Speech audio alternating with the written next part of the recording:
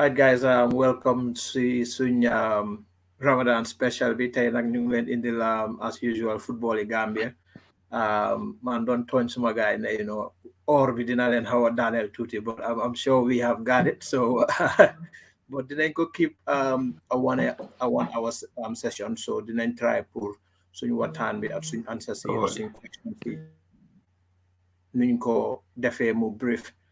Tey nag si suñu waxtaan dinañ doore women football. Obviously, we had just finished that international game against Morocco. Suñ fa jógee dinañ laal si league bi, but balaa ñuy laal si league bi wala door suñ football yi women football sax. Tey I have a Walidan jersey here. Us, the football community, we Gambia, we ñu nekk abroad, have been mourning a very, very special friend, one of the biggest Walidan fans that I've known. A friend, Tay Mandonwa Lemzi, and he said, bro, Hatib, yal na suuf seeda si kawam. Hatib is a guy boo xam ne musuma ko gis mu mer. We don't buñ xamante ba léegi a good 5 years, but I've never seen this guy angry. He's always smiling, he's always friendly, even though when Walidan lost to Hawks, or Walidan loses to other teams, this guy would always be himself. And that speaks volume to the kind of person he was. Mantamuna 3-4 years ago, like Ham, and we finally met Walidan Bindum play against Real, and is one of the blessings in my life. I wish he was in my life a lot earlier, but no love for them. Hatib, Habib Majohla, Asani Lundausi, Habib, and then Sana before we go into the show. yeah, Assalamu alaikum, guys. Once again, it's another Friday. It's Ramadan, a little bit different. We are, comme ni ngeen ko xamee ñun dañu bëggoon a skip the whole Ramadan because they feel ne xëy na nit ñi dañuy sonna and xam nga that easy wut, but the followers said no. So, and then I think followers yi am nañ si this program because ñoo moom programme bi. So su gaa waxee ne suñu bëggee stay away from the whole Ramadan dafa meli moo waral tey ñu ñëw ak with this special day just to make sure ne suñu fans yi ak all the followers ñu ngi am what they deserve mooy to know about our football ak everything involved. Ñëpp xam nañ ne we lost a brother koo xam ne mboolem koo xam ne yaa ngi yëngu si Gambian football or even in the social media soo ko xamul tam you might heard his name or mos nga koo gis mooy suñ brother Hatib Njie ñu ko dee ooyee Hatib Lukman Njie, a very very very dynamic brother koo xam ne xam nga rek dijam bi moom daf ñu sopp, not only us but I think Gambia at large, because soo xoolee bu gaañoo lana xew social media it defines who the person is. Dafa toj a lot of lives muy xale muy mag dëkk bi yëpp a jooy. So loolu moo laa woon ne he was somebody very special, and then nit ñi am nañ si moom yaakaar ne fu mu jëm xam nga it's gonna be better than fu mu jógee, because ñëpp dem nañ ñi nga xam ne ñu ngi Gambia ñëpp dem nañ teewee bés bi xam nga ànd naa moom gunge ko xam nga it was something loo xam ne comme Ras nu mu ko waxee loolu it's hard man ku mel ni man moom there are still things yoo xam ne it keeps going on my mind because yàlla dafa def ma we are so close, loolu yàlla moo ko def, and then nekk xale boo xam ne daf ma joxoon cër bu baax a baax a baax daf ma respect te daf ma dee call daf ma dee nemmeeku. So nit ku laa call la nemmeeku kooku xam nga rek it's something special. So mu nekk loo xam ne is something very very powerful. Why? What can we do?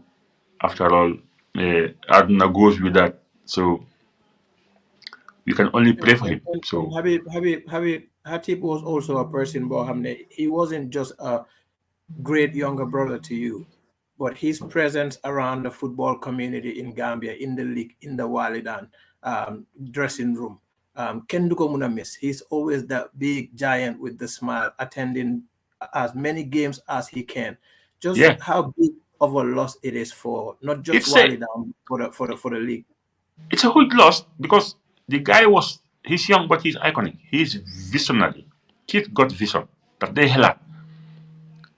man am na time dama dee wax Musa mu ne ma foo dem ma ko maa ngi dem Basuri so moom mu ngi liggéey Zenith Bank foo la ma wàcce so xam nga du ko mën a méeg daf ma dee wane hey xaaral ma wax suma boss ma seen na mën na ma bàyyi at least bàyyi tigi ma dem just fu mu jógee fu moo joobee pour dem you know Basuri he was man I couldn't even tell you how this guy you just need to be close to him to not understand go am na time daf ma ne ko yow you are getting into this game fast and furious you don't even mu ne ma yee ma ne ko I think at one point fekk nga jël position mu ne ma yee waaye damaa seet li nga xam ne dinaa ko mën a yóbbu with my job ma ne ko yee because yow this is your team and then you are ready for it so everything happened so fast last lu xew ni yëpp dafa gaaw the last time we watched game together was against Bayern United.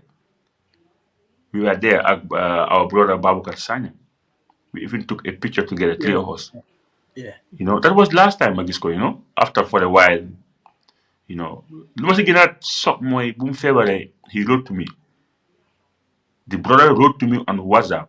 Maggi, get your magis, wow, fever. I'm kind of sick, really, yeah, admit at the Westfield Clinic. Dama am pneumonia. We talk about it. You can come and see me from 4 to 6 anytime. So the fact that I didn't go there, Lulu, it's something it's like a kind of a guilt because couldn't fever, you admit nga am the mind bindama. Wax ma ci li nga nek ak fo nek ak how can I see you? Ras moy koku nonu am na fum la tek, Yeah, I'm not from that. absolutely. But don't hold yourself against it because you need land. Like we cannot see tomorrow. We can see tomorrow. We can avoid a lot of things. And nekana ko hamne tamit galas wahnane is among the very few people you hamne they have exclusive access to the Walidan dressing room. Sana, you've been in that league for so many times. Yeah. And I'm sure you have cross commentaries or likes or whatever in social media, Sana. How would you react to this? Well, Ras, first of all, the Najale Walidan Football Club, the also Jale Gambian Football Fraternity, ak ñoo xam ne ñëpp family Hatib lañ he's nekk na nit koo xam ne ku nekk lu si bëgg a wax rek dafa tuuti interestingly su ma la waxee ne I hold conversation with Hatib all the time but mu ma dig pour jox ma Walidan jersey once they're in town you wouldn't believe it and then it is not like ne comme dama ko gis nii rek mituma ko in passing moom xam na ma bu baax but we share a lot of things. I mean, on Facebook ak on ak WhatsApp tamit that I'm contact my mom. Mu nekk nit koo xam ne if he will always be open to his opinion, especially Gambian football. You might not like the way he's gonna say it. But he's one person that will come straight to the point, and I think those are people you needed them in the society. But for the energy and the love he has for his club it's I mean it's just amazing, And then I remember Gambia don't prepare the AFCON. We were very, very hard. All of us we were tough on the preparation, and he's been very critical about burning issues, especially the coach. But hey, coach, I think it's important for us to now focus on the AFCON because come rain, come thunder, it is Gambia that is going to represent. And then the battle line is drawn, pick na team, but we have to support. So all we can do now is, just be behind the team until Amco, back and start fight the what, And I think loolu nekk na loo xam ne la nit ku déggu rek a koo def you know, su dégluwutoon di kon du doon xalaat ne nañ fàtte yëpp everything, you know, you focus on our, that shows the love he has for the red, white, blue, white, green.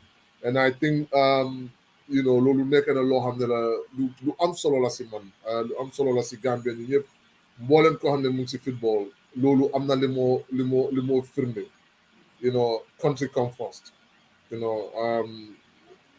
Nekk na ndaw boo xam ne la it's a loss to football. I'm not only gonna say Walidan, because so whole with all the conversations, you know, with all the argument, you know, on our Gambian league, you know, you would see that sometimes, you know, you don't have to look at Walidan, but he has to look at football. So Motamine, it is a loss to Gambian football in general. Yes, he definitely was not only for Walidan, and even though he was among the biggest fans, people would tell you that even though Walidan should lose this, he has a way to move on and just make sure. And you know, he was a people's person. I ran across a post online. Bena Jigen Kohamne is my friend, Mom Hamud Hatib, sir. You know, and I read her post, and she was saying something like, "Well, this young man's death had touched me in a way, being a Hamne." Understand he must be a people's person. He must be very humble and friendly and all that kind of stuff. So you continue di ko ñaanal yal na suuf continue seeda kawam saraham tam yaaga suñ loxo. We would move on to the segment bu ñu war a dooree show bi, which is the women football national team bi just recently last night played against Morocco. Morocco nag ñoom ñu ngi prepare for the AFCON Bugadi Dawale in July, I think. And they have been playing a series of test games. Dorneng Malta 1-0, Dorneng Moldova 4-0, and they had the opportunity to play against Gambia yesterday, and they annihilated Gambia 6-1. Morocco would have a real test when it comes to playing a top 3 team. They would play Ghana. Ghana miss out, but they are definitely among the African giants. So leading a Dimbele Morocco put ñu mëna test sen boppa seet fan lañ tollu. Whilst they are doing that, we also want to do a check on our own self, Gambia, women football. And before we even get to the game, guys, I wanted to talk about something administratively, Lo Hamne, Kachon Nasuma Ivy, and I was very concerned, you know, and that is fans all over this place are saying we have been giving up a lot of goals. We need new faces, Sitimbi. Maybe we need a coach. They are giving opinions, and this is normal. After every defeat, a big defeat, fans would come out and give our suggestions how we can find solutions. But before we even get there, I wanted to raise this very important thing, because I was very shocked and disappointed. We are taking a squad to Morocco, and 40%, not even 40%, 42% of that team going to Morocco were officials. So we're talking about only 48% of that delegation were players. So we took 18 players. But guys, there are players in the league. You gis nañ fi Red Scorpion at City Girls. You know, City Girls, they only conceded 2 goals. Only conceded 2 goals right now. So before we take 42% of officials, New Dem Morocco, why can't we take 5 more players? You know, maybe 2 from City Girls backline, or maybe another player from somewhere and somewhere, because these players have to benefit more from these opportunities than officials.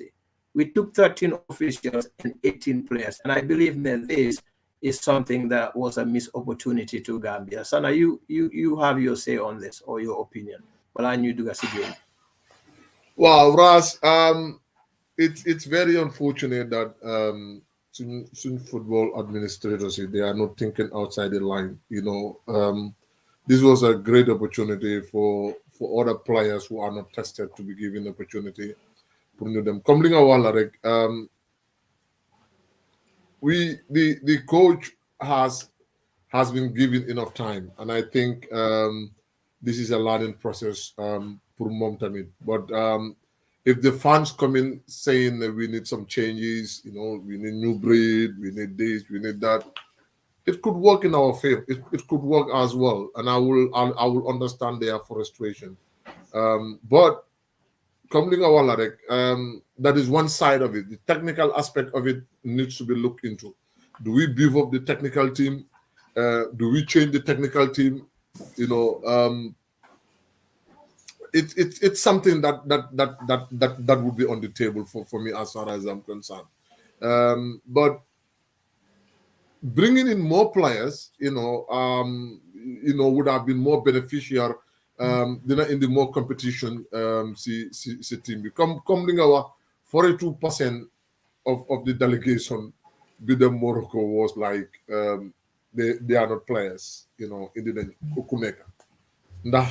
Was that helpful to the team? I don't think it is.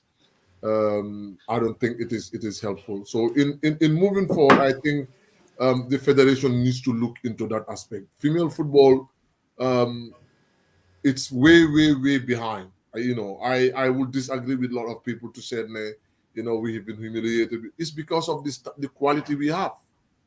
It's because of our standard right now. We're giving them opportunities to excel, to play international games, to build more confidence, exposure.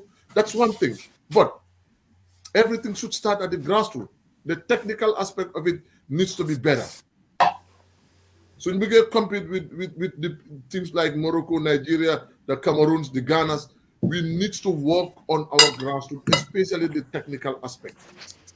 All right, and then once the technical aspect, it's worked on, we kind of need to work on the physical aspect as well, the tactical aspect as well. I think all these things for certain and female team play, it is way lacking. We have not put a lot of emphasis, lot of interest in women football. The only interest we might give women football is the fact that they are generating a lot of money to the federation. But now, are we doing enough to make sure that the coaches are well capacitated at the female level? More concentration is given to female football. More emphasis and more energy and more organization is being given to the female league in the country, which is going to be the backbone of everything. It is not. How many games are they playing in a year? How many of them will have an opportunity to excel?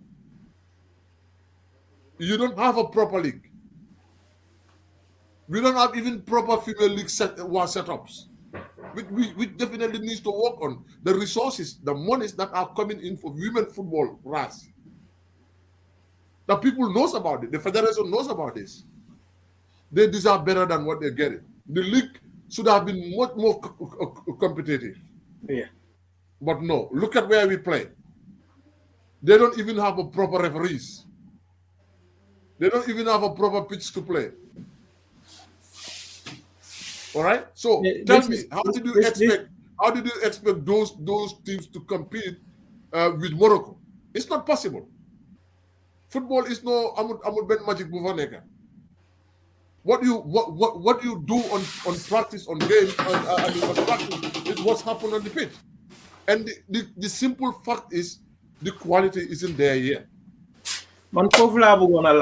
Because it's very important for us to also be real to ourselves, because we are seeing players they are having the difficulty to connect a 12-yard pass, and they're giving away the ball in a deadly position, and teams are making good use of it. Habib, you can see in last 3 games, we on a -14 goal differential. A -14 goal differential. So 18. I mean, this is the opportunity I was jumping on, bringing in new players, more players. The likes of our Bob City Girls. The Fatou Kejeras, Fiola, and I mean, the entire game, our top scorer in the league could not even spot. So these are players you have to ramp up some defense a little bit and concede less goals. But obviously, fans are not having it. They are not happy. And Sanamunda one, we have to be real to ourselves, which I believe we are not there yet. I'm in quality ball. I don't know why. Do you think the fans are overreacting? Habib. Ras, I don't think fans are overreacting. You know, this is their right, and this is what they think should happen. I think authorities needs to look at women football. We need to look at it at a critical angle. What can we achieve with this team? Are we going to achieve anything with this female team right now? No, we can beat 1 or 2 countries, but when it comes to the top 6 or top 8 countries in Africa, we can't match them. We will have found it very, very difficult to qualify for, our continental tournaments with this team. Let's be realistic. Everything in this team is lacking. Everything, the technical aspect of the team needs to be looked into. You see, this grassroots, especially at this level of football, should have had the most experienced coaches in the country, because this is where the real work is. Yes, Bom has been there. She's done an amazing job with interior. I mean, she's been there for a while, and I think it's really important to try to also give opportunities to others. I mean, I had nothing against her, but you know, it is important as well, you know, to give other opportunities to others. Come up with something, but I think Lineka si cycle be. There is one cycle in the coaching aspect in the country, which the federation doesn't want to look outside. And I think Lulu had always been a shortcoming. This not only like female football. This is the whole categories in Gambian football. Look at the coaching cycles.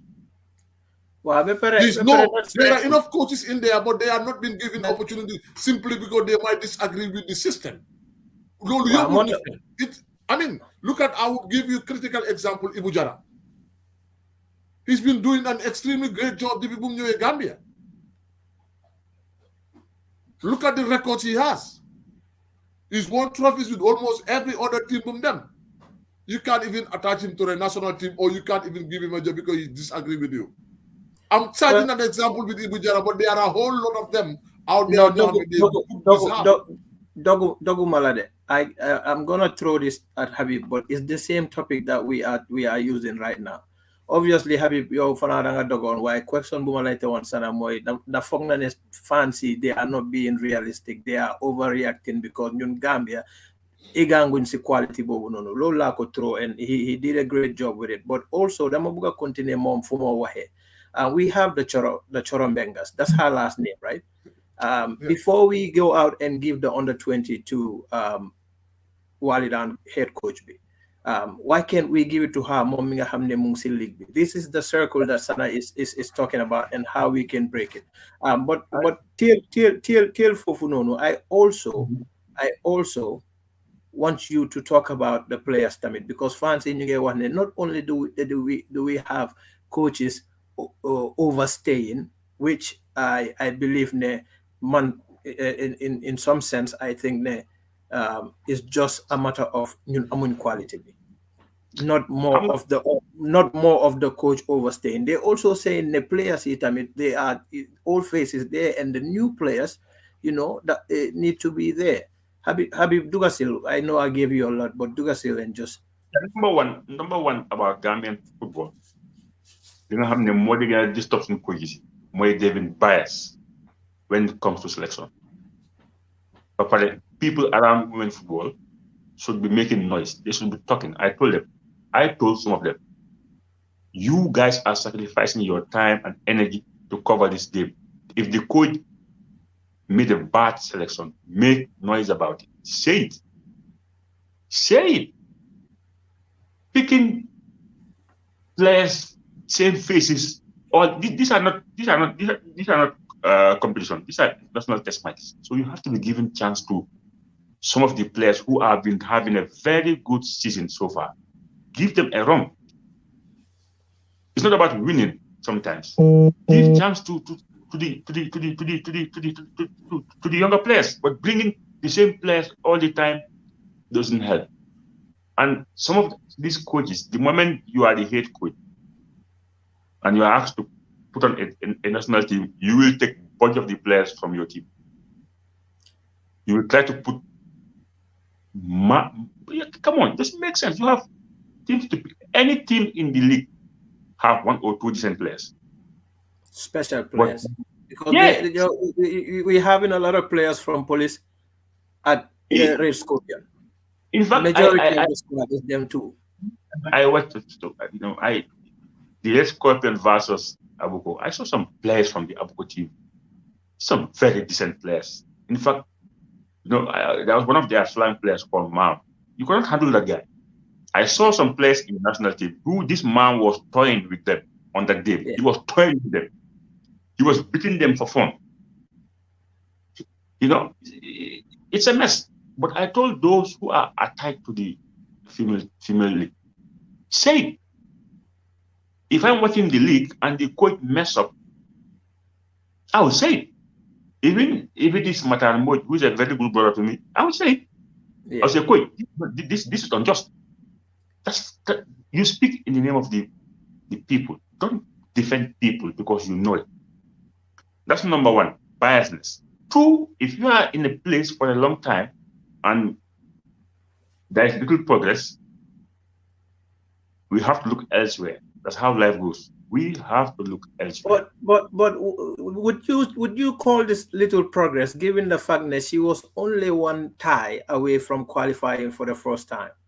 Because you don't win Ben Agassi time when already play top 8 countries in Africa, and then we start losing big time. So how would we take away those wins from her and jump onto this? Those are great results, especially going away and getting results and whatsoever. Those are good wins. But there is always a target, and the target is our coaches will not hold our authorities responsible. Like, they will just allow you to prepare a team for a month or so, and when there is fault, the blame goes to the coach. You will take up a national team without being paid or without a salary, but you are still there. But at the end of the day, we are talking about results. So fans will just point at the coach. Absolutely. Because our coaches feel that, okay, it's an honor to be the national team coach. No, it goes with something. You should be paid. You have to prepare your team early.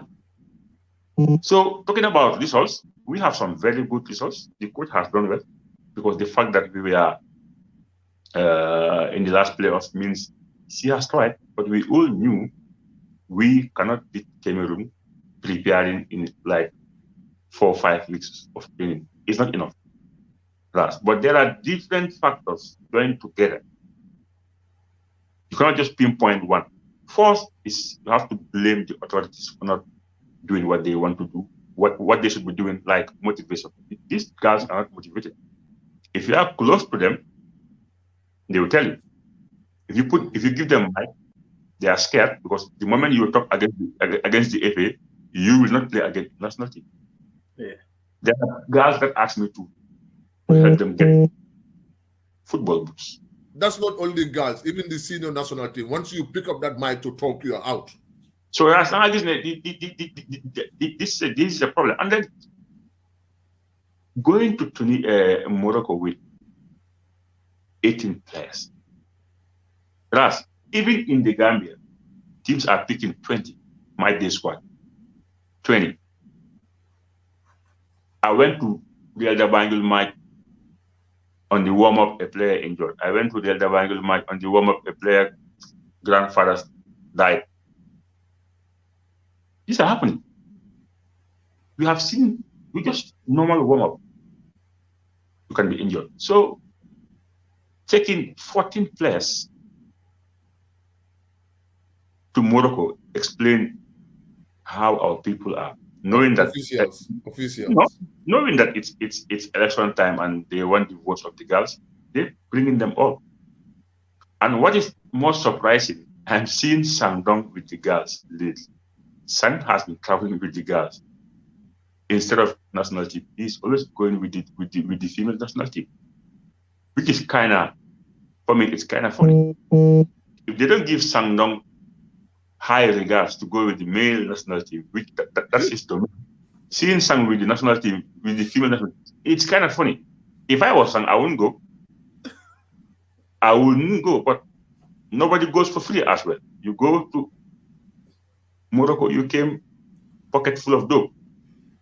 So Yeah, at one point, I think credibility wise, there's no person more qualified than Sang. When we're talking about Sang, this is a guy Bohamne Bunyowa I Aferi or whatever. Raj, you mean football or national team football? You mean the female No, football? I'm talking about the entire Gambia. I'm talking about how this guy is the main guy. He's Sang. When we're talking about Sang, Balanini Diwa Aferi A license, B license, or whatever. This guy had it 20 years before the next guy. So with his experience being the head coach, you would think that he would be in the forefront of of games. Both, what both sides. Why both is another topic. I just wanted to say, despite difficulties we negative faced recently, there are some positives yoo xam ne si biir game bi mun nañ ko faa jëlee, and one player who is like catching the eyes of everyone is Catherine Jata. Gis nañ free kick boom taal against Cameroon, and also gis nañ free kick boom taal Demba at a very impossible angle, 40 yards away, but she whipped it in. That's one positive. What other positives can we take from these experiences? Swing defeat against Cameroon, swing Dembi, Morocco. What other positives can we take from it? There is always positives. See international game based on what the coach is looking for. One is exposure, playing in a different environment, and then I think now the guys are getting used to this cold climate from Morocco, which compared to Gambia, it's not the same. There is always positive playing international game, but like I said, there should be a long-term plan for it. There should be a long-term plan for it, like giving chance to players who are really doing well in the current domestic league, preparing them for the future. Like some of the top players in the under 20 can pop into the national team and make names.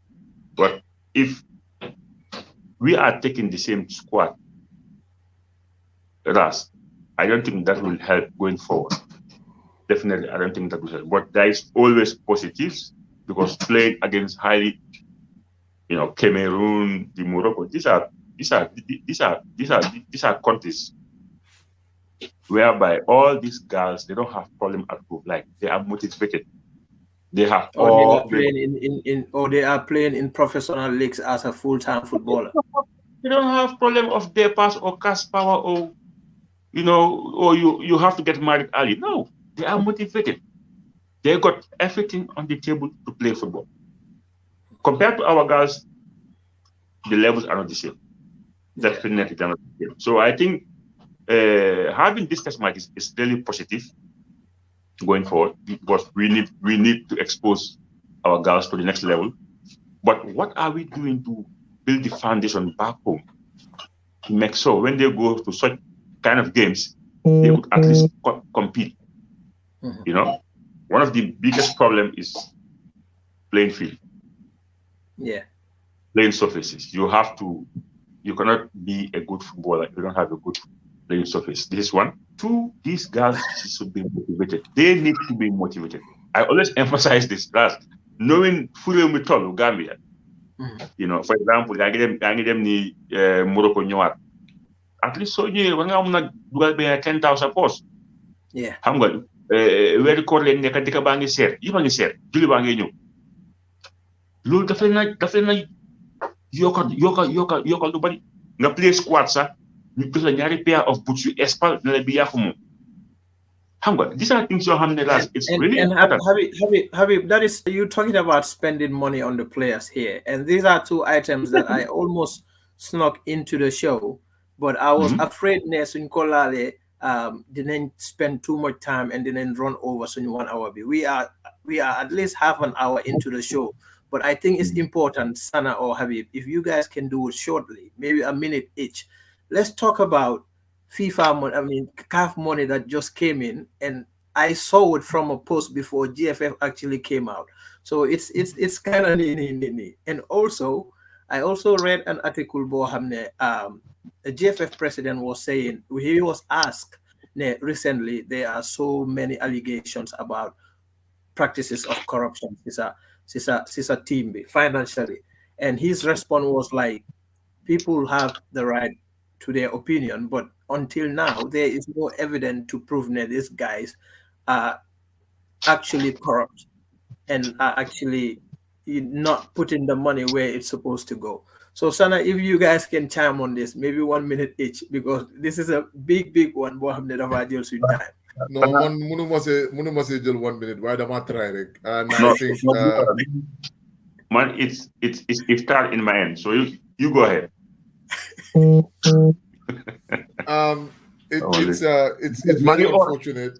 It's very unfortunate. It's iftar. So bukan mana orma. Okay.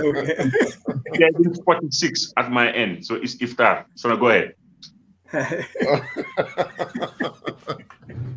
Okay, Ras, it's very unfortunate. You know, they just hiding the truth. And loolu moo gën a bon si doomi Adama nga xam ne li nga wax amut, you still stick to it.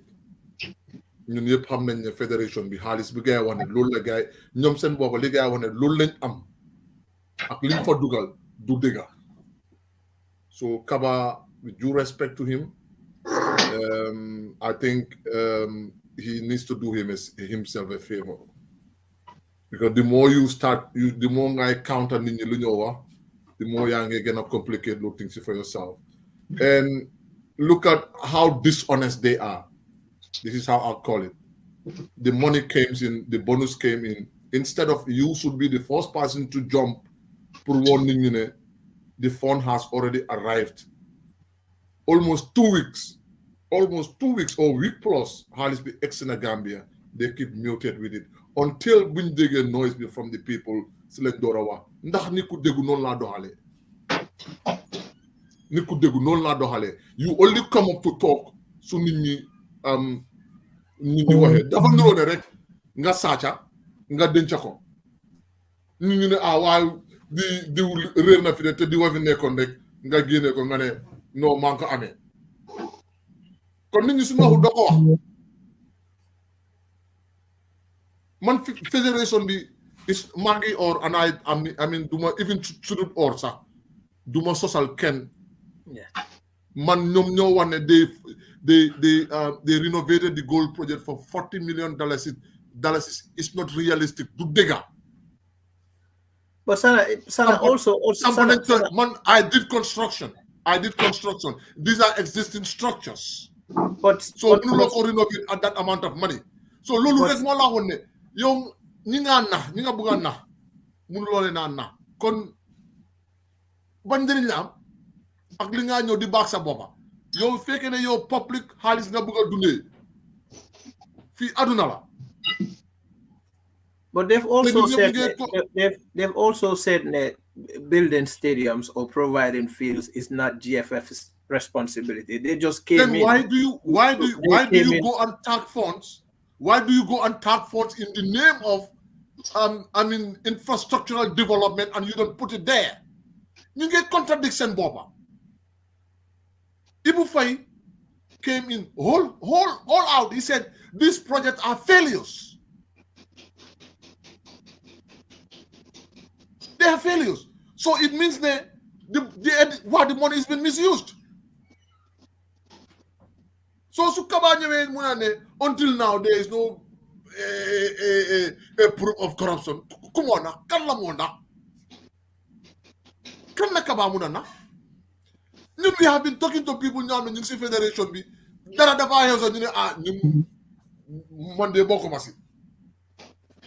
Boy, I'm not doing my social media. Why the problem is we are not witch hunting anybody. Why anything it's trending. Look trending. Muneka a very Gambian football. We will talk about it.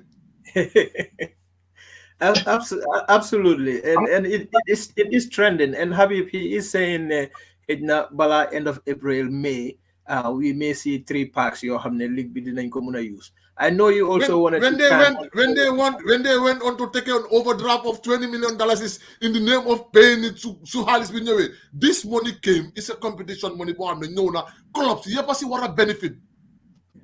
Clubs yi dañ si war a benefit. This is not a money for the GFF.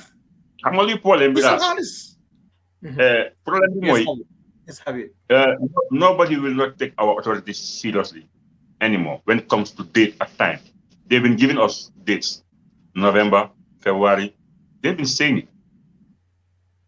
Dara amul nit nag soo waxee dara amul nga waxaat amul te ngay kilifa sa wax bi nga gor nit ñu ngi ko dee téye kaddu sa kaddu mooy sa effectiveness kilifa yi loolu la ñu waxoon léegi nag ñun suñu jamono people can lie and lie and lie and lie and lie and it's okay and they are not even shy away from lying and then you have VAR here li nga waxoon démba mu ngi si net bi ñu ngi ko gis so it's about time guys mean what they are saying to the people, especially so legal the public. What these people are doing is unacceptable and it's sad. Because if you call them corrupt, they want to kill themselves. But what are you doing to distance yourself from being called corrupt? Lulu is the biggest question. Well, if you cannot provide the evidence, if you cannot Habib, if you cannot provide the evidence, does that mean they are innocent? No, innocent. Because you are giving money in the name of the Gambian people. Then this notion there, GFF is not responsible for the parks. Look, it's a fact. It's not the GFF's responsibility to build the parks. But why do you have the gut to ask money on our behalf? And the money was given to you. The fact that about GFF and this park is about no like Harris in the name of Gambia, which was a good idea. The government cannot do it all. So can FIFA come and chip in? Yes. FIFA did that. Yengengel Bahabi. Bahabi yep like business person. Mandela talk to all the parks twice. That's just to put you on the picture. Munalawa, the state of all those parks. We went round to see, not once but twice. Disney parks here. There are and the people from those areas are not scared to speak about. They talk about it and they don't mind to be on camera because they are not lying. They are at fault. They are at fault. They are not helping us. They are doing more harm than good. You qualify AFCON, them quarterfinal with all the euphoria, with all the hype. Monulo and Philboy play. It's sad. It's really sad. And these same people will come on camera and talk. So we're going to keep the bag. You don't have any bohame. I'm a lot de passam. I'm a loco. Yala mokobina. If you coffee, but if you work for the public and you are not doing well, ningit nenko. Well, I don't know. Affair is about Halis. It's about Halis Bohamne, the fans are saying Halis excellent. Halis dafa duga si Paxi, but gisun improvement si Paxi. Habib, there's also another money Bohamne excellent, and both GFF and Fancy confirm Nenko, which is the CAF money. But GFF Secretary General is saying GFF executive B. I'm the right to say how this money would be used. No. So do you have any faith that this money would go to the right direction? And one of the directions I'm pointing at is the direction and the players he would get some of this money. No, players they will get their money. Will they get all their money? Man, I'm in contact with some of the senior players. I will not lie to you. I'm in contact with them. They will get their $10,000. But these people are owing them more than that. I'm not 75 boham the mungitaho, and 75 boham the mungitaho. What Gambians need to understand there was an agreement between JFF and the boys. So you qualify $10,000. From that 10,000, the boys only receive 2.5, 2,500. So which means 7.5 is still not paid. I'm not 7.5 boo hamne ci AFCON bi la. 7.5 is 15 plus 10. They're owing these boys over $20-something thousand. Right? The thing is, they are not. They already agreed that Bahabi Nyewe, they will pay them all. Why since Bahabi Nyewe, they are trying to revisit that because they want the monies elsewhere and making 2 or 3 packs. Monga want to use as your campaign tool for a re-election because based on what happened in the last 8 years, there is nothing Lohane is clear in the eyes of the Gambian people. You have the GFF can put it on the table. One and only we have improved on this. They will only talk about the Gambia qualifying. They are owing the boys a lot of money. Legi, will they pay all? Because I understand that boy them against Chad, there was a meeting held between some senior players and Kaba about this money. And they agreed they will pay them all. Legi Bahabi they don't want to pay them all. Lumalawani is a fact. It's a fact. So Gange meeting among themselves, how are they going to pay them? The boys want their money all. GFF think otherwise. Some of the money they want to put it in the packs. Man, I don't have any problem to put money in the pack, but let them pay the boys their money. But nine fay boys send back. So we take a board. They could because without these boys going to AFCON, Bahabi dinu. So when you fatalun, boy no play be aga to the because in M1 first round, we have 1.7. Because we might only have 500 and something, or maybe 600. It's important. Bahabi boy nyoko sweat. Mota Bahabinu. So let them pay them their money. The rest of the money can be put into the packs because we also need the packs. Bahabu known first time is a mess. Bahabu mom is a mess. But I think we're just gonna go forward to Alice. No, the position of government in this fight. Our minister was very vocal when it comes to stuff, but lately he's been quiet.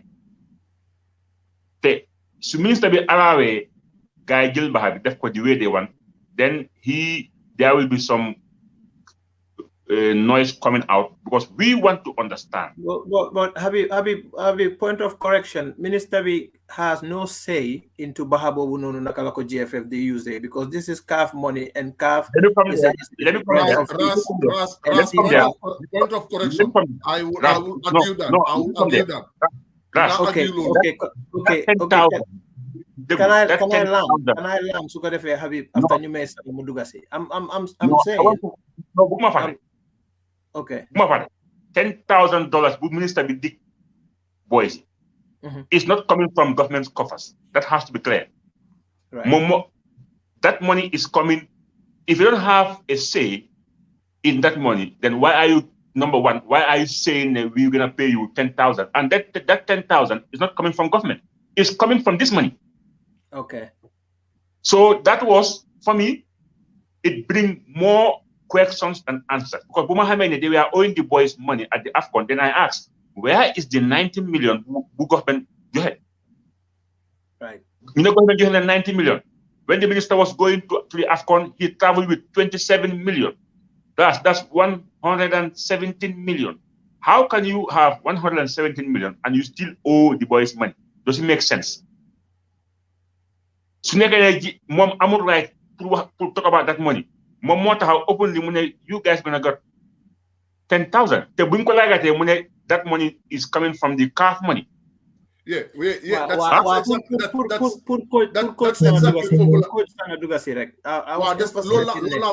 because the ministry be right, to say on how the money should be used.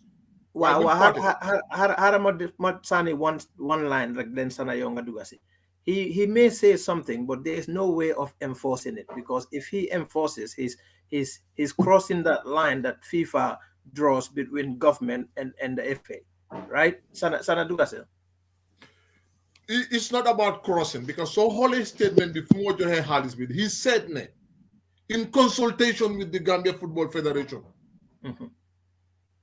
we agreed to give you $10,000 from this money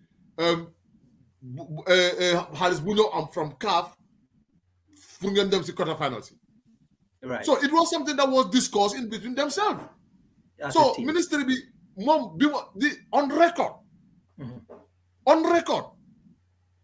So minister being is the Minister of Youth and Sports in consultation with the Gambia Football Federation said this statement. We're going to pay them $10,000 to Halis Bunyo.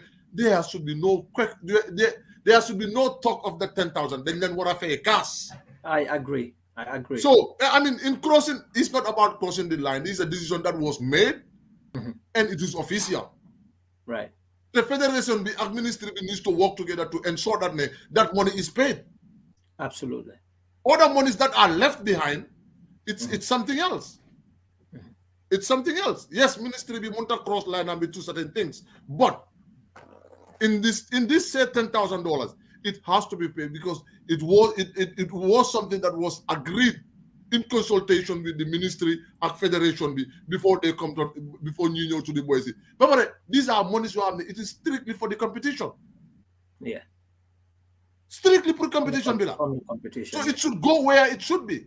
If you owe them any monies because they know them to play games, pay them. Pay them. It's as simple as A, B, and C. Yeah. Yeah, again, Mom, you know, I would definitely be behind you guys and the boys to make sure that Boise got what they deserve. You know, Lumadon Jema Ekorek Moy, there's a barrier there, but I'm sure with this communication between the ministry and the GFF, they can still work together and make sure that we pay boy. Guys, we're gonna move on. We're gonna move on. Yeah, I am sure it will be sorted out. I am sure the issue of this 10,000 will be sorted out. Then pay 10,000 because do not noise be joke, noise be mom do not don't jokes in fail.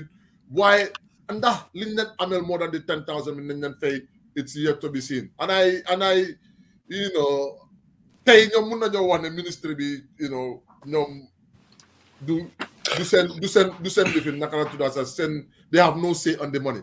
But that's one reason there is no trust between this ministry and the federation. I can tell you that. That's the reason why ministry be bundon them say Afcon be they hold on to their money. You know, Halis big government to you hold because they don't trust this. They don't trust the federation in terms of money. Yeah, I don't want to say who told me that. I can tell you that people at the hierarchy say that they don't trust this federation in terms of money. Absolutely, guys. We're gonna move on. We're gonna move on because absolutely, Sana lead 1 minute and it's all. No, do 1 minute. Why am I Habib, bala mga turn sa camera and then we're gonna turn on sa camera on full screen. Guys, we're gonna move on to the league. You know, we can save these topics for Wednesday straight talk and stuff like that. Yeah. We're gonna start with Hawks at Birkama United. I'm sure you guys, you guys have seen that game, but the highlight of that game, what was that Hawk goalkeeper doing? First goal is Lamin. Was it Lamin? His first goal. That free kick. He's first set one man wall, 40 yards away from an angle. Beperemudem Tahausi last post instead of first post. What was going on? He just gifted them that goal. No, which game was that? That was completely overconfident. Hawks at Birkama United. Yeah, that's 100% overconfident. And you don't do that. You don't take risk when you play such high caliber games and knowing that it's Birkama United. And you know they are not in that position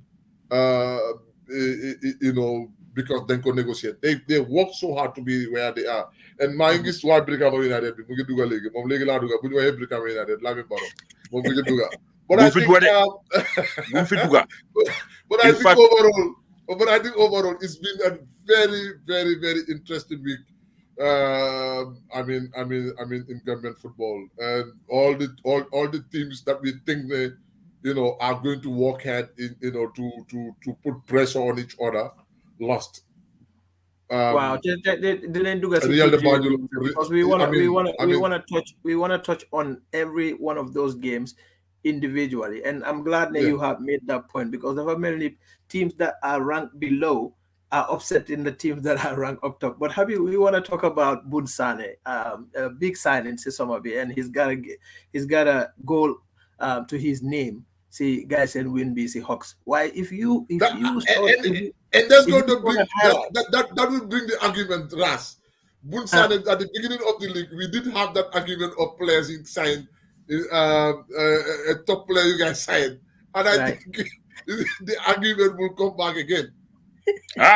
Yo, no. Yo, sa signing bi, Alaji Balawon. Don't skip. Don't skip that. It was. We thought it was. They did. You know VAR Mumfi. Boun Sané. You know VAR Mumfi, and we will go out there. No, I would. Two top players. Two top players, Sana. And they will be very instrumental for Brikama United. I did said that. Man, I never dispute Boun Sané. Argument was based on wild done players who guy Indi. I'm saying Brikama. I'm saying the two top players we guys signed. We did talk about this. No, but we will still come to that. No, but nobody dispute about Boun. Man, suma argument was this wild done players coming back from foreign land. Oh, they're asking for the table. Yeah, no, Lamin is asking for the table, and we don't have the table. We are not going to put the table. Money. In fact, Lamin, I have to warn him, because he is going on our page with his Sateba jersey. I seen it. You saw it. You saw the text. The text will Lamin use. So go. It's Ramadan, and Gam Football Fan TV and Forum should be giving out at least 2 or 3 bags of rice. So sugar. Yeah. No sugar, please. Diabetes, before putting Gambia. The way these people are sugar in their Okay, rice. And Lamin Barrow. Lamin Barrow is we're gonna no rice. The cap a little no bit. Rice. Let's come back to this game. But Ras, you have to charge Lamin Barrow to buy a bag of rice for doing that. Please. We will. They didn't go charge. Man know what Boun Sané second goal, but major 11 assistant from the corner took about 4 Hawks players, Habib. Winnie Waya, bem ñew ci one-on-one more goal by mu kick save bobu nonu Boun Sané am an open goal. But Habib, small question more neka. This is a Hawks ball having they were sitting at second position. Yeah. How are they so amateur with defending? Okay, me, for example, knowing Hawks and I watched them enough this season. I watched them more than 5 times, Hawks. Their defense have been good. But that particular action, they were not defending. They were just following the guy. It was easy to defend that guy. It was 4 against 1. Yeah. And in the corner flag, it was easy. That's even me, I can defend that. But they were just trying to, I don't know what was running into their mind. They follow the action, he dribble past 1, 2, 3, and then he just make a pass. And the Hawks, they have, I know, 4 of their center backs. They are good in the air, they got pace, and they are very aggressive. Dabo, intelligent defender, smart. Mustafa, Boateng. I know these are defenders that could play in any team in the league. But for some reason, they just messed up. It was a bad day for Hawks. Because both goals could have been avoided. That game could have gone to a 0-0. The first goal, 1-man wall. It's not bad because it's a long free kick. You want to see the ball. No problem. Yeah, but he just them house last bar. No, Sana. Even with all that, he could have held that ball. Wow, he had a second chance. That was poor goalkeeping. So it was a bad day in the office for Hawks. So it all goes down to bad goalkeeping and bad defending. because those 2 goals could have been avoided.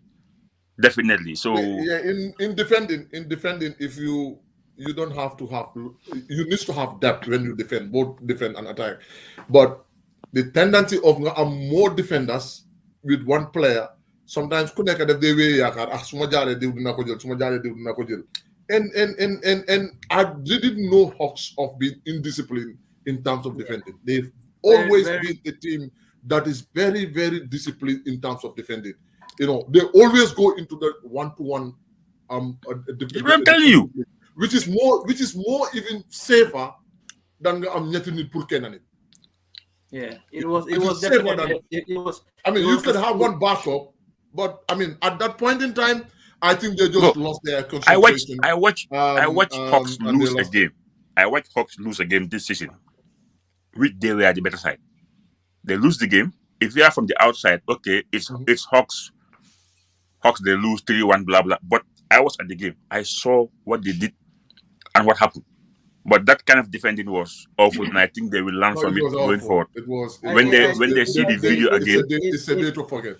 Guys, it has been but sometimes also spring week right now. We are seeing these kind of things, and we are seeing unusual behaviors from teams, and also another strange result came from the elite game. You know, they are fighting for survival. And Gamtel, Habibi, you were saying the other time that Gamtel are actually shooting to potentially win that league. What happened? I mean, first, Habibi, I want you to talk about the significance of this win to Elite United first, and then you could Munga Dugasi Gamtel. Yeah, it could define their season, and then they got this win at the perfect timing. We have a game or two to open the transfer window. You understand? So another win with a transfer window could easily change their season. They defeated a giant team, Gamtel, with a top tactician, Jara. So this might bring confidence to the team. I always tell them, because I am talking to some of their players. I said, look guys, it's just one win, and then because they got the talent. Sometimes football is like this. When things are going wrong, ras do they hamsa fan moy metti. Lo def du baax. Look, same game because they were winning until the 90th minute because equalize. That could have been a win. Sometimes I mean luck of they play. Same last game time I was there, they could have won, guy draw. So win bu am ni, they should keep up this moment. This is what we were waiting on. So Axina, I don't know who they playing in the last game, but if they can get a win with the transfer window opening, Hamnani already the coach is looking elsewhere to boost his team for the second round. It's not over. It's just the first round. There is still 15 matches or 16 matches to go. So win the mom, it was not something, let's say, so whole send recent form. It's not very good. No whole Gamtel, they've been climbing the ladder. But Gamtel Fanang is a team who hamne. They are hard to predict. Because Saint could be, he loves to play under pressure. This is Lohamed of Common. So we have a team be mun Gamtel. Jala mun na ñew mun negotiate game bobu mu win ko o mu get a draw. But man gis na ma gis yo xamne this season dañ ko xoj. Buñ ko xojé mo xamne li mënu sé génn daf ko mëne. Because sometimes dama yé tok ci bori ko gisi to learn what they do. I did this many times. Ma tok ci gëna Abdou Boy mo hol 90 minutes naka la moko ji. Def na ko du béyar ñaar. Jara def na ko dem na magi so xamne his team was not playing good football. It was a bad day in the office. Why he managed to calm down his boys and get a point. So if Elite can come and get a win, definitely one now gonna push guy to the next level. Like I said, the transfer window is Wangafi Elite almost closely winning that game, and Steve Biko, the giant killer, spoiling it and taking a point from that game. we want to talk about Steve Biko and Lan Def Demba Tamit. You know what I'm saying? I want to give Sana the opportunity to jump on this one. But before we do, Biko definitely are living up to their nickname. No, I'm not. Last time we see, I've said it. Real Demba si game bi, they had a big problem dealing with Adam Abojang at Modu Maro. David Sambu, Modu Mane, we just could not deal with their pace. Sana Lee, me definitely before Hamne right now. My is as a sit on me when they were Real would win the league. Man, right now I want Walidan to win the league for so many reasons. But let's talk about the game yesterday, Sana. Your daughter, then Habibi would jump on it. Well, it's a results Mohammed. Nobody saw it coming. That has to be said. When you look at it, the favorites going into the game would definitely be Real de Banjul. And I think Biko has a history. They also had a history at Real de Banjul. The fact that they see Real as the top team in the country, that always is a motivation to any team that is playing against Real de Banjul. So knowing that we are the top team. We are the top team. Yeah. So playing against Real is always going to be tough for Real because nothing less than a win. It's going to seem like a defeat to them right now at this point in time. That's one thing. The second thing is they put a lot of investment right now. A lot of money is being put into the team. And if you would ask me, both Biko and Real de Banjul, who would be under pressure going into the game, I would say Real are under the pressure of winning that game. And I think Biko came into this game with stress-free. And then, the some players were very, very lively, and then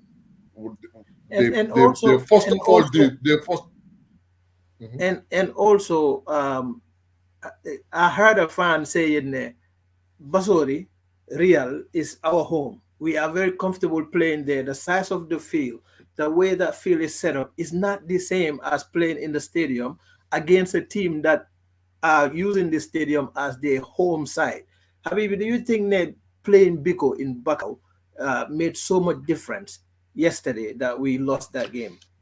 No, it's not about the part because Biko they don't train at the stadium. Yeah, and most of the players fan base wise, they always get energized to play in the stadium. Lolo is a fact because the amount of fans on that in the stadium, so motivation wise, it's there. They are always motivated to play in the stadium because Papa will come, and Biko is Biko. Bakau team is why there is no team like Biko in Bakau. It's the household name. Shall I understand? So it's a fact. When there's a lose, games you play and you lose, then you expect things to come from everywhere. Why? Biko, last time I told Baro here, you don't know how to play against them. Yeah, very difficult. Because they are the best. They are the poorest. Man, I've watched all these teams. I watch them more than 5, 6 because the second division man coach that. When you qualify, sir, man si estad in the playoffs. League vitamin, what nale at least 5 times. So hamnale. Why it's difficult to pinpoint this is what they will do on this very day.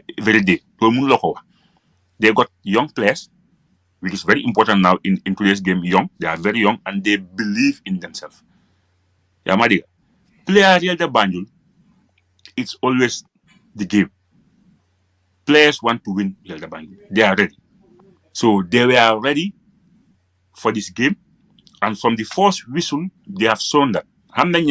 They might Real pound to pound. But the game plan was, they know what to do. And it was executed very, very, very good. They put us on the back foot. Because so you play a team, you have to put the team on the back foot. But more settle down, because so you play a Real, Munjaka score 1-2, so expose it, they got the quality to hammer you hard. but ñoom seen game plan was to get the first goal, and they did. We could have been knowing our defense and who our two center backs. They are very good with they are very good with aerial ball. There is no better aerial ball defender than Diri in the league. Kenn taxu ko, but look, goal bu ñu jël Mboka second goal bi counter ñu score. So Biko they execute seen game perfectly, and then like Sana said, they came into the game. Hey, let's go and play. So you win it's Real da Banjul. Yeah. So you win we are damay else was sol sot dangal. Which right now they are doing. Yeah, you know, it was good. You know me, but I'm a Real da Banjul fan, but I love the kids. You know, Yeah. I just don't mind them. I'm going to else but tell Hayan. They deserve it. Abi mu ngi all I say Biko. They deserve it.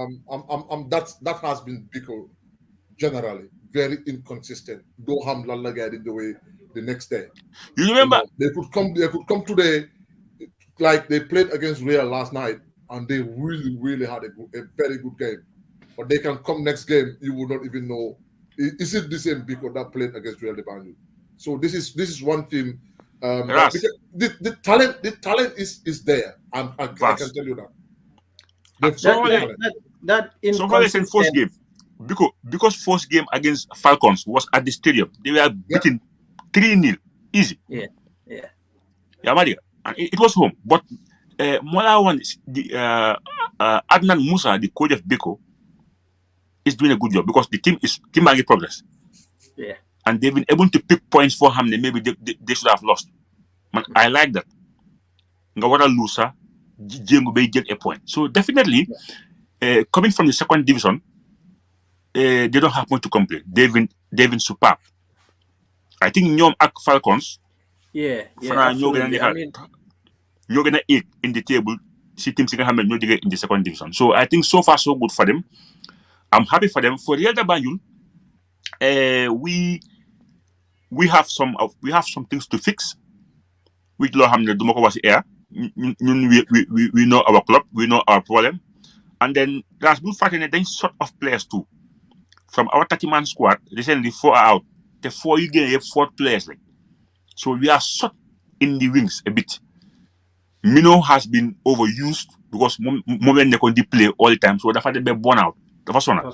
The other boy from Brikama, ML, dafa gagne.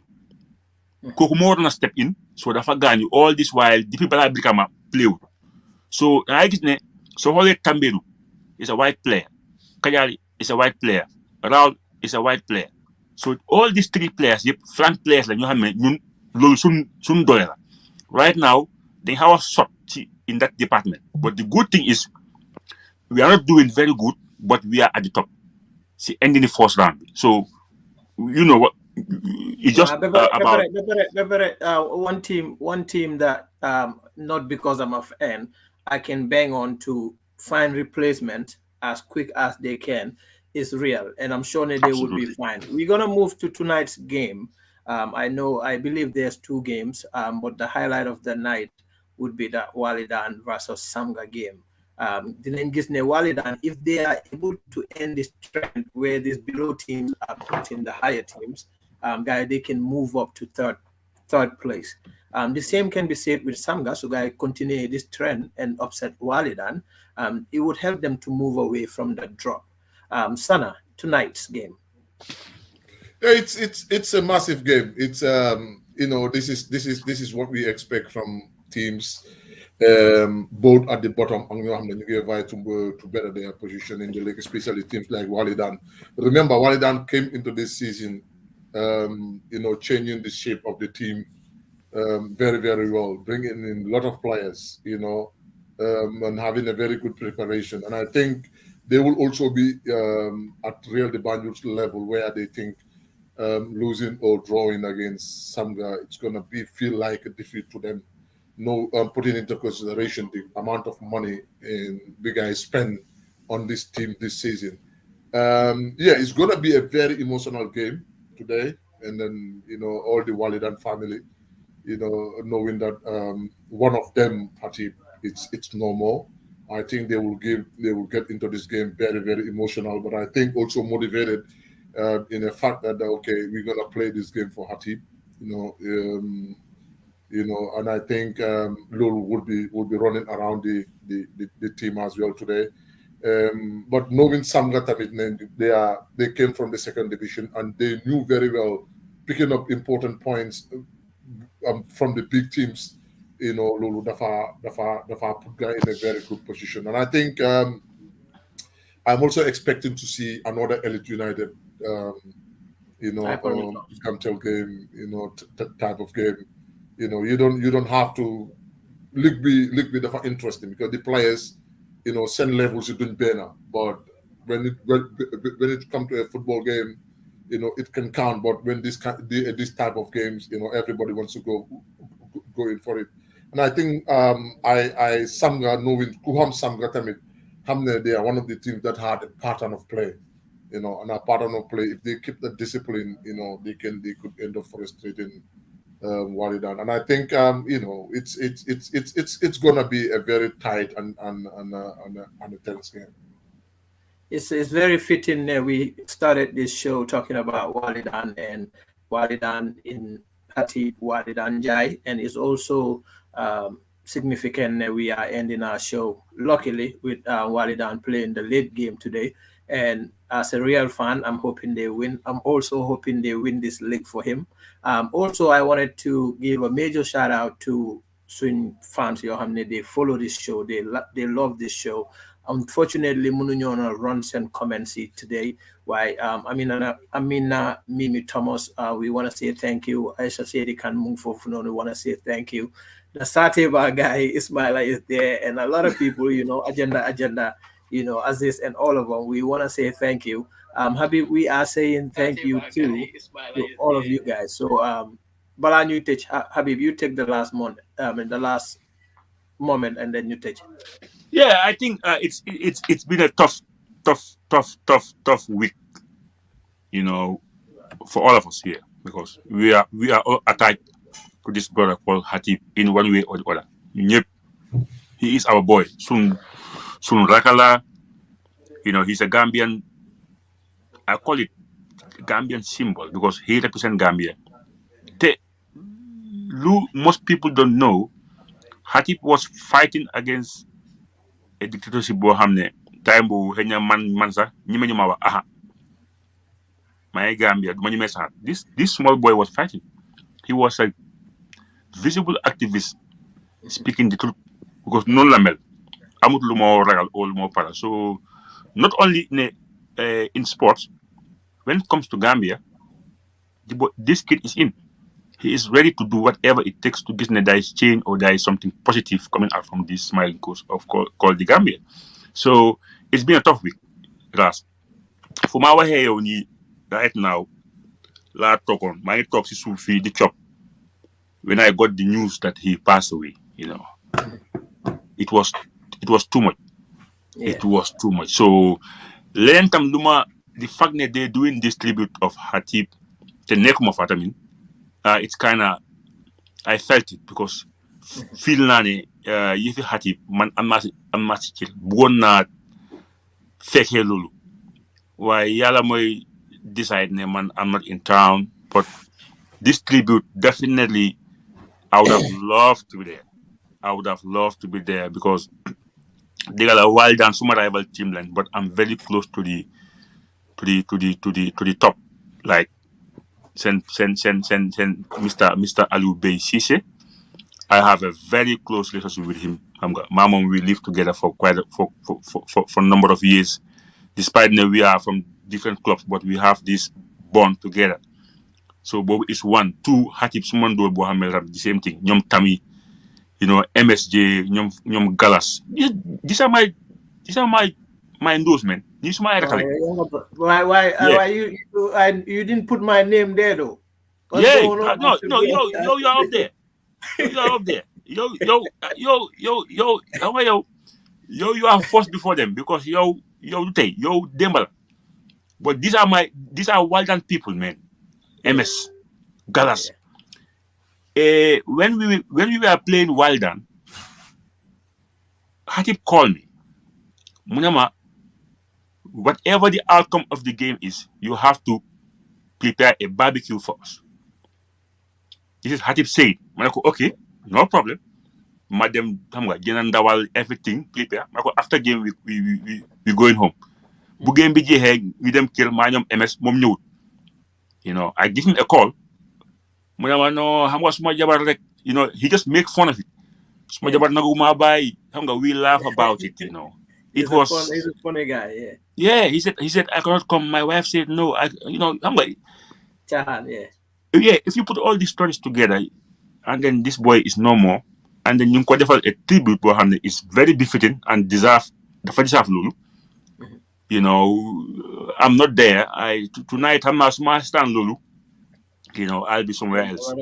Why? What we can do? We could just pray for him. That's all we could do. I understand our other platform, RYC, which you are part of, are also planning something else for him. Maybe around the 40 days charity of Hatib. Maybe Bobo had nothing Mangi town, so I'll be lucky, inshallah. Why for tonight, it's something special, and the fact that Hamga, people like yourself came up with this idea, then I hope they do MCB rek. Yeah, we will continue to remember him in many ways. Why definitely Tayras, I would have been very happy to be at the stadium, knowing that this is gonna happen for our dear and loved brother Hatib Lukman Jai. Every time, sometimes I just go back and might do some of his messages on what he was telling me, like going forward, what we have to do for our football, for our league, for our country. It's just touching, man. Why? We believe in faith, so this is part of it. Life goes with this. It's just a matter of time. We will all go one by one, and then life goes on. But definitely, I'm happy they might be. I'm gonna guide and remember. I know Walidan will be very emotional, but he was very close to the team. Even at halftime, so play poorly. Hatib will go into their group, send some message book, Tangajir, remind them of who they are, that they are Walidan. He will tell them. He was very passionate about his team. And even the people of NPP, PPP, he will tell me, look, I have to continue this legacy. Man, I was born from this compound.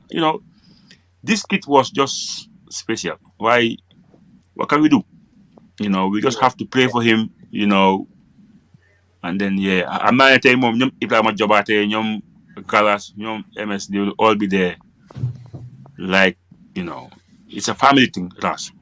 It's a family thing. It's a tough one, but come loan your advice to me. We just have to keep the faith. Definitely. We all lost family. I lost my dad when I was young. I lost my brother. We all lost family members. We cry about it, we pray, and then we move on. Because it's just a matter of time. Yeah, it's just a matter of time. So we have a brother up there who would look after us down here, and we will also make sure that we continue to build on his legacy.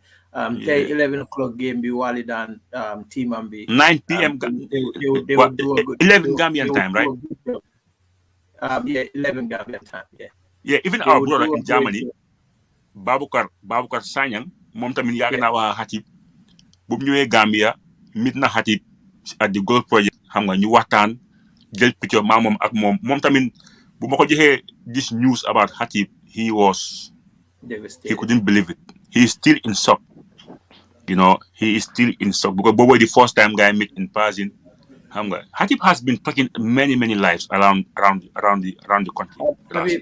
And man, the same like Babukar, I had the same opportunity to meet Hatib the very first time see Walidan Real game Bobo. But I can tell you, even before meeting him, we don't go more than weeks without having conversations, just checking on everything in general. Why, guys, we're gonna end it here. Why, Tay come Nukogadi Watane, Wally Down would pay homage to this guy and send pre-game and during the game, and definitely very, very well deserved. And I hope he would be up there smiling, because regardless of results, this guy is never angry about anything. So I'm praying that Wally Down would give him the win, and we will smile together here.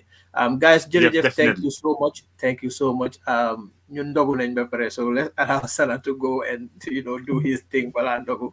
And until the next time. Well, he gotta do his thing. Magi 235. Magi ba. Sana yo higlo. Why you not tamit so lolu graw aras man dama de tok ni bala ñom suñu waxé da fekk man mangé ama ya ma gëna so obviously so la dogo tamit the same time la rek mu ngi cool dafa balance. Guys, thank you so much, man. But next time, and for those of you in the Gambia, bala nga na dem rek we did am na luñ fi door luñ wax xamna ñu ko fogé chahan nak waye gam football fan we will do ngade buñ jëna sukur so duñ jëna sukur no malo ñu jëna ay malo tamit and nañ ko distribute out Lamin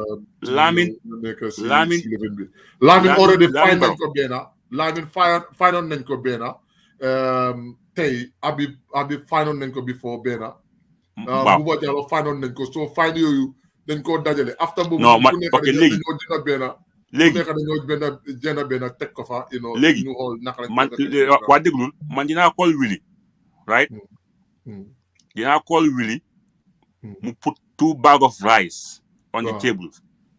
Okay, that's right? fine. Willy will buy 2 bags of rice on my name in the Gambia. Small brother understand na dañ na fine benn loolu sa fine la waaw teg nga si benn loolu sa war ñun ñëpp ku nekk dafa war a def saaku malo waaye Lamin ñu ko fine so Lamin ñaar la moo def ñu ko fine ñaar la moo def so obviously and muy Ras muy Omar muy ñu nekk ñëpp nañ teg so we will give it to we will give it out to lucky fans.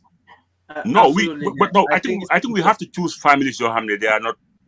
Yeah, exactly. We will work it out. We will work that out. Yeah, work it out. We will work that out. And then, but by next week, and then we will definitely do the distribution. So Inshallah. It just skip why this thing should have been Warren and Cortella. No, it's never too late.